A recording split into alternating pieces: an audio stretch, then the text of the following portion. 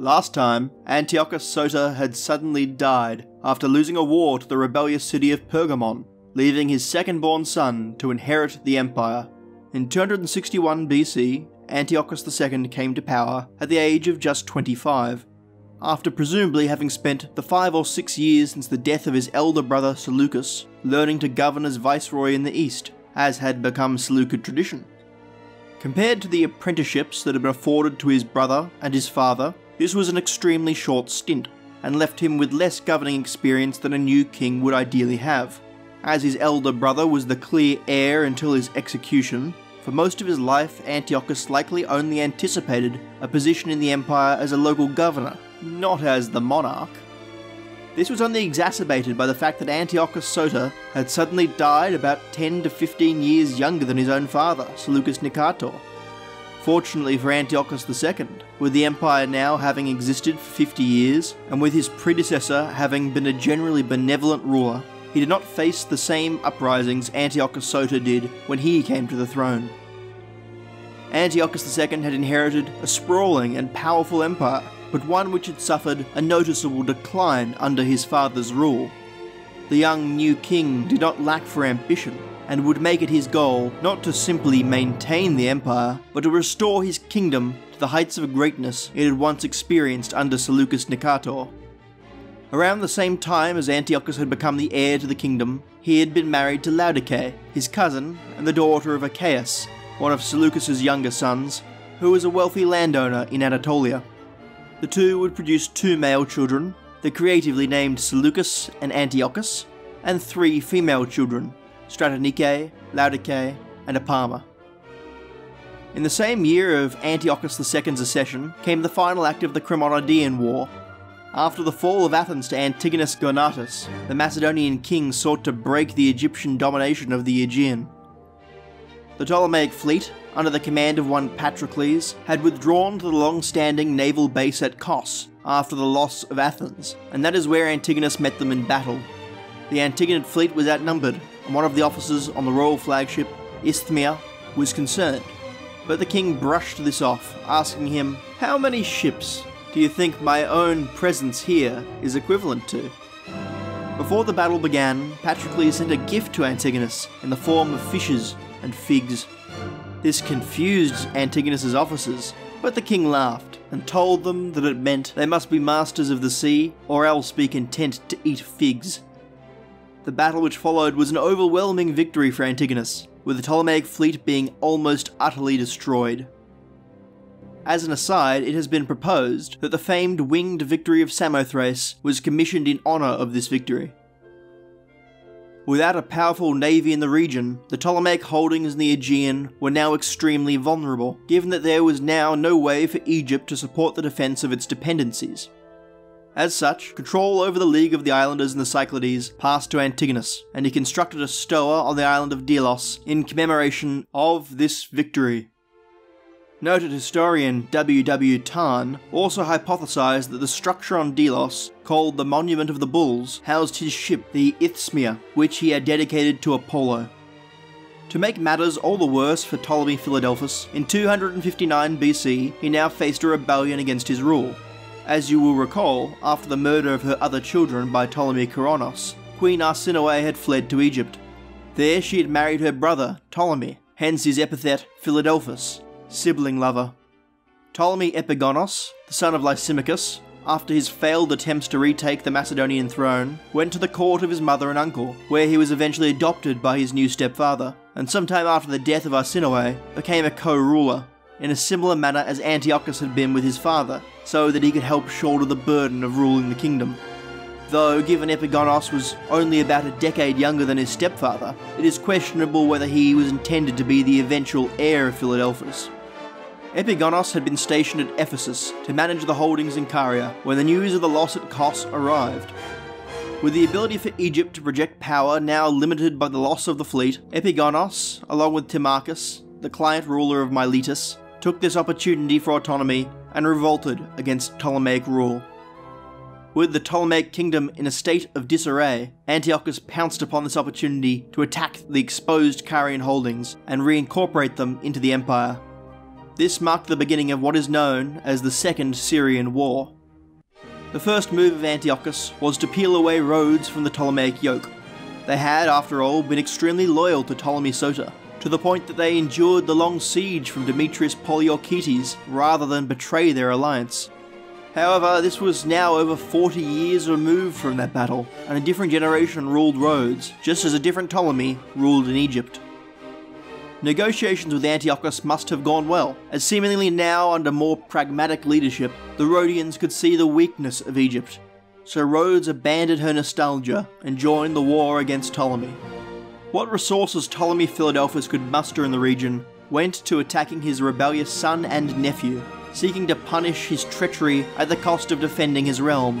For while Philadelphus managed to retake Ephesus, with Antigonus fleeing, in the meantime Antiochus launched an assault on Miletus.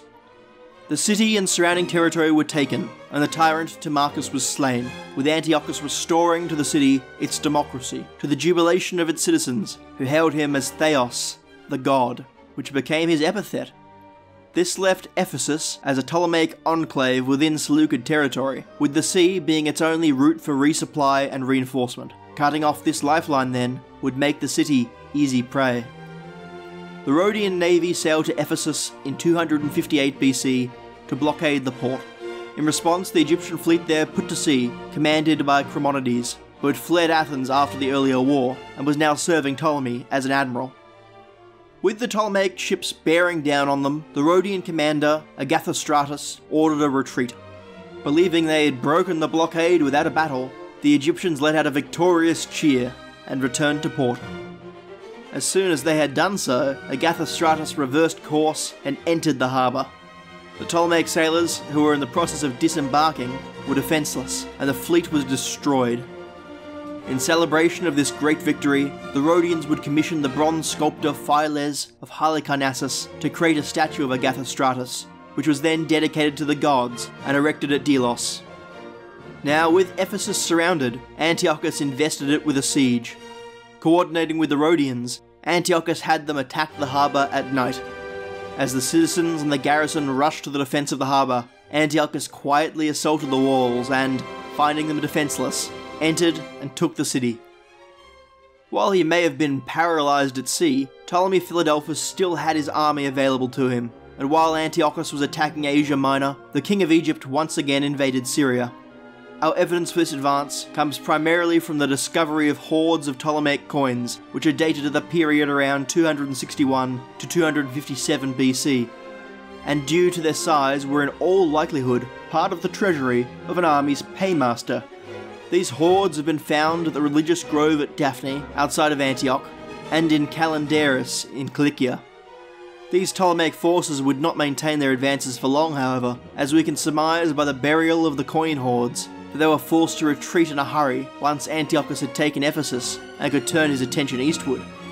As in the First Syrian War, the strong defences of the cities in Syria had given the Seleucids an allowance of time before having to come to their aid.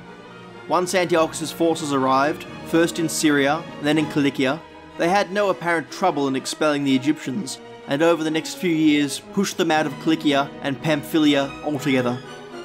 This is as far as Antiochus' advances would take him though, as Ptolemy Philadelphus began to recover from his earlier defeats and was able to form an effective defence against subsequent Seleucid attacks. Meanwhile, Megas, the ruler of the Pentapolis, had reconciled with his brother, despite the fact he was married to Apama, the sister of Antiochus. While not formally rejoining the Ptolemaic kingdom, the two remained at peace, and Megas would not join the war on the Seleucid side. Wanting to secure his borders elsewhere from any possible invasion, Antiochus worked to reinforce his own alliances.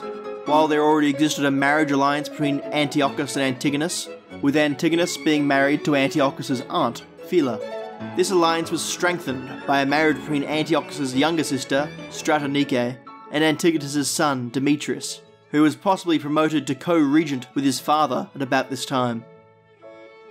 Antiochus also solidified his alliance with Cappadocia by marrying his eldest daughter, also called Stratonike, to the Cappadocian ruler Ariarathes III, who, as a sign of goodwill and respect, Antiochus would formally recognise as a king. King Ariarathes was the grand nephew of the satrap Ariarathes, who who had been defeated by Perdiccas and Seleucus on the behalf of Eumenes back in 322 BC. With his northern and western borders secured, Antiochus was free to focus his attention on Ptolemy.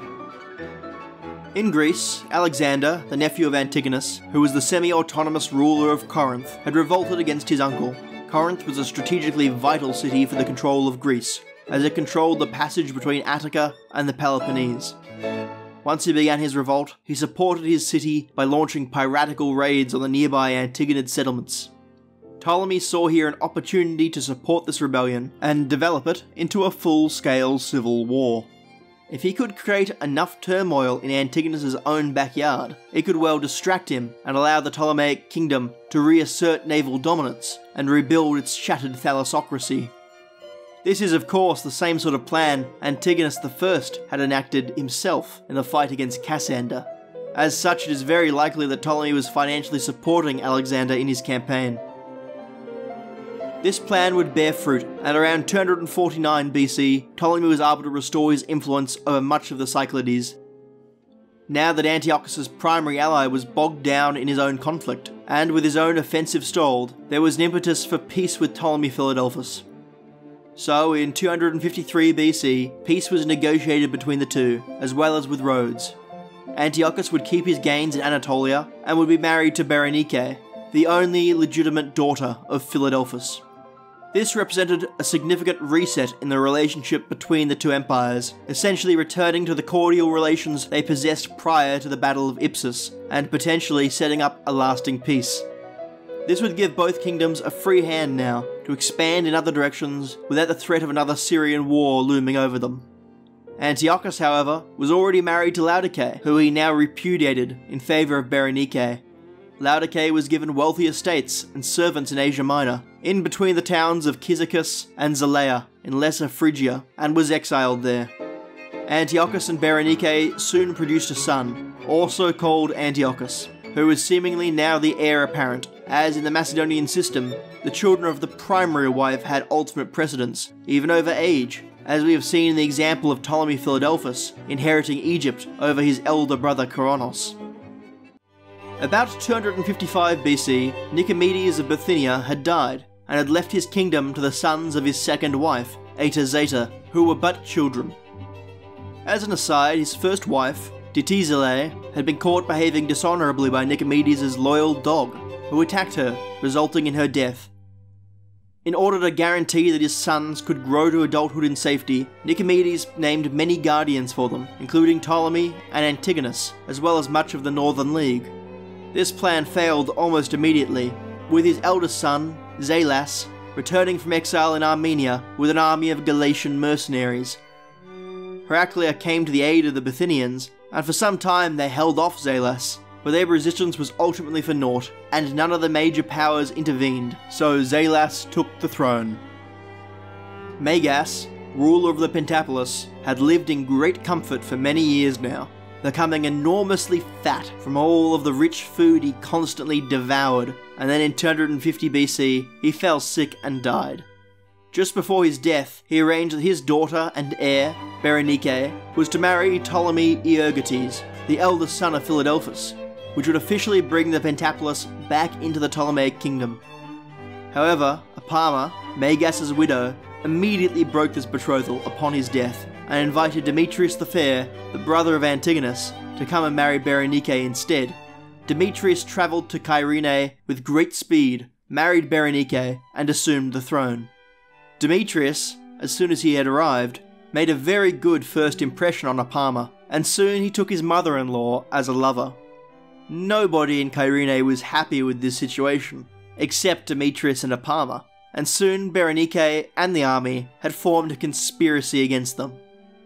Assassins came to kill Demetrius, as he happened to be in bed with his mother-in-law, and Apama tried to shield him with her body, but to no avail, and the king was killed.